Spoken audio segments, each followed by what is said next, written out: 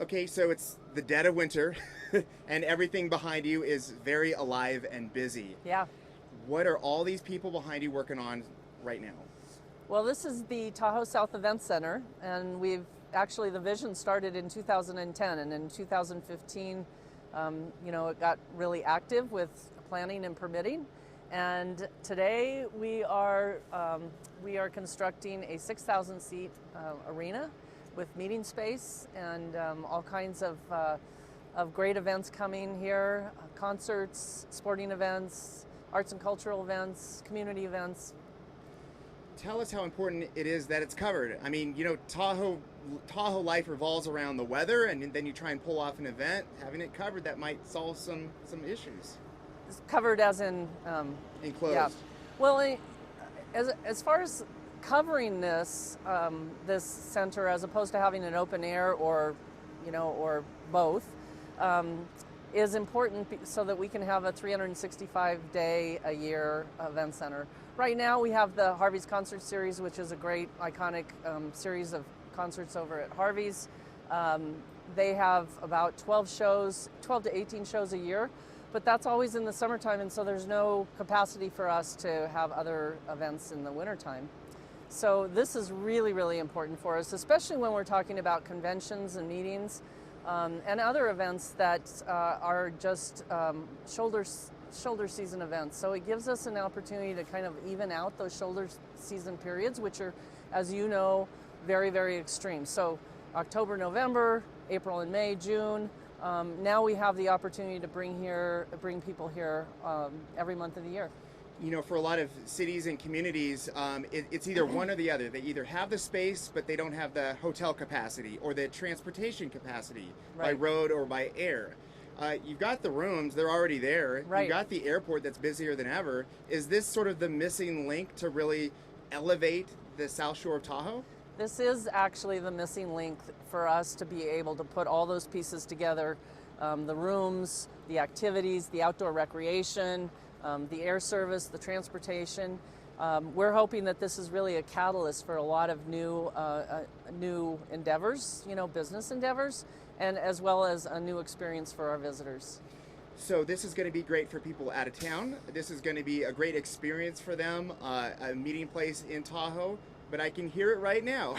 There's a lot of people that either grew up here, have lived here for a long time, and whenever they hear more people coming, they will have some sort of gut reaction. Right.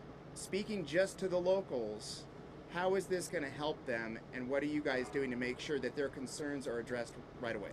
Well, you know us very well. You've been here many years, so you're asking a great question.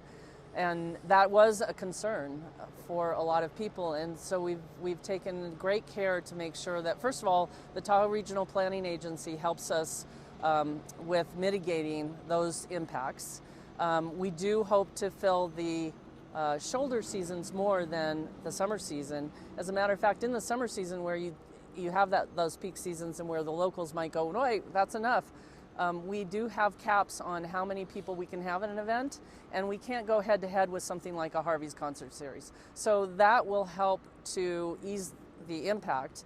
In addition to that, we have a microtransit system coming with the event center, which we hope was actually kind of connects the dots between other transportation services around the lake, and that gives us not only transportation for our event center attendees, but also supplies our local people, including people that are trying to get to work or just get across town, free and frequent, 15-minute headways, and I think that's going to be a real opportunity for us, and something that we didn't set out to solve, but certainly a lot of people in the community are excited about that.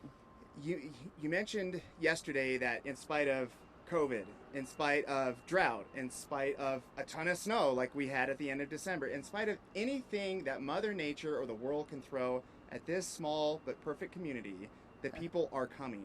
You mentioned something yesterday I thought was really interesting. You said you're trying to manage tourism. A lot of people it's all about promotion, but you're trying to find this balance. Right. How's that effort going, and what are your future plans to really help the locals and also the visitors really be the best guests that they can?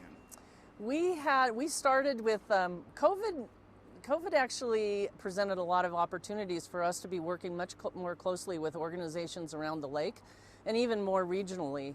We were trying to figure out how to keep people out, how to let them back in, how to keep people safe, how to help them understand how to act. And out of that whole process of collaboration, weekly meetings, Zoom, of course, we came up with a basin-wide collaborative group that is now embarking on a visioning project that will address sustainable outdoor recreation and tourism. And I think that is one of the most exciting things that we could possibly do as a group, now knowing that what we want is one shared vision and to help our communities manage the influx of people, maybe directing them to things like, we know Emerald Bay is a great place to go, right? We know we want to have everybody see that. Maybe it's not on a Saturday. Maybe there's an advantage to going on a Wednesday. Maybe we can provide transportation for those people. Maybe we can find other iconic places where we can disperse people a little bit better. And of course, the messaging around how to keep a place like this pristine is really important. And that's going on around the globe, really, is to help people understand when they go to experience a destination, one of the best things about it is to help preserve it.